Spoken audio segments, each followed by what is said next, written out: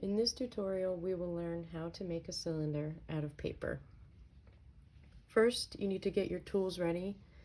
You're going to need scissors, glue, and a pencil. And you'll also need paper. You want to cut your paper into rectangles or squares and have various sizes. Let's get started. The first thing you want to do is start with your biggest paper. And when you pick up the paper, I want you to notice that it's flat. When you hold it down, it still looks flat. Okay, so to turn this paper into a curvy cylinder, we can simply just roll it like this and glue it together. But sometimes it helps to train the paper to curl. So what I want you to do is give it a pre-roll. So you're going to fold it in and roll the paper up kind of tightly. And you go back and forth a little bit to make it tight, and then you gently release that in your hand. And what this does is it gives the paper a curl, and now it can even stand by itself. It also makes it easier to glue. So when you're getting ready to glue, you want to hold a flap one side up to the sky and get ready to add some glue. When you're adding glue, just a little drop is all you need. And I like to do kind of a series of beads across.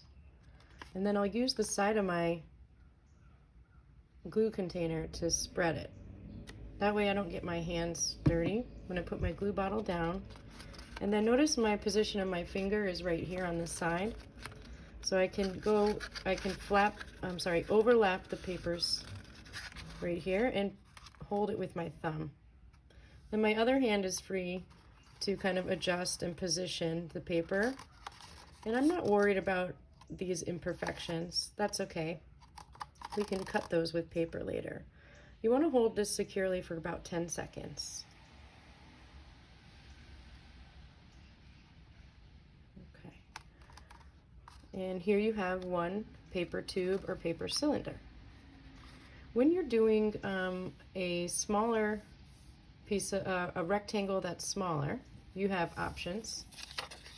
You can do it this way, and this way will make a cylinder about a little bit more narrow than this one. But you could also roll it this way and make a long skinny one. So in order to do that, you've got to do a pre-roll. So you want to gently tuck the paper in and curl it. When you make that tight curl, kind of wiggle it a little bit and release. Then this paper will curl. It'll be more, let's see if it stands by itself. It does. Okay, we're going to add glue. Now a tighter cylinder like this is a little bit harder to hold, so we're going to use the pencil inside.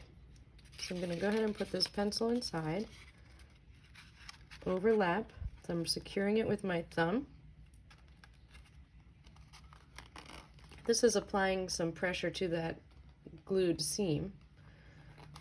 If you have the ability, you can even press it down on the table and push it down on either side of the pencil. Usually 10 seconds is all we need to hold in place. And here we go. So now I have two cylinders, one wide and one narrow. Let's see what happens when we take a square and make a cylinder.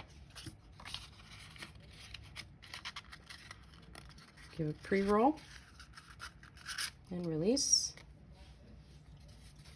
Add some glue.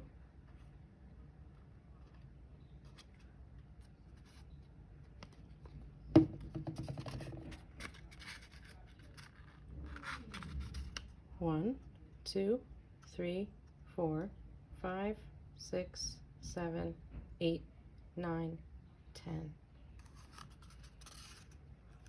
I've got 3 cylinders. I need 2 more. I'm going to make a smaller one. Nice roll and release. And I'm going to make one more long, skinny one. These are a lot harder. Notice how much harder it is to curl the paper. Give it a little twist.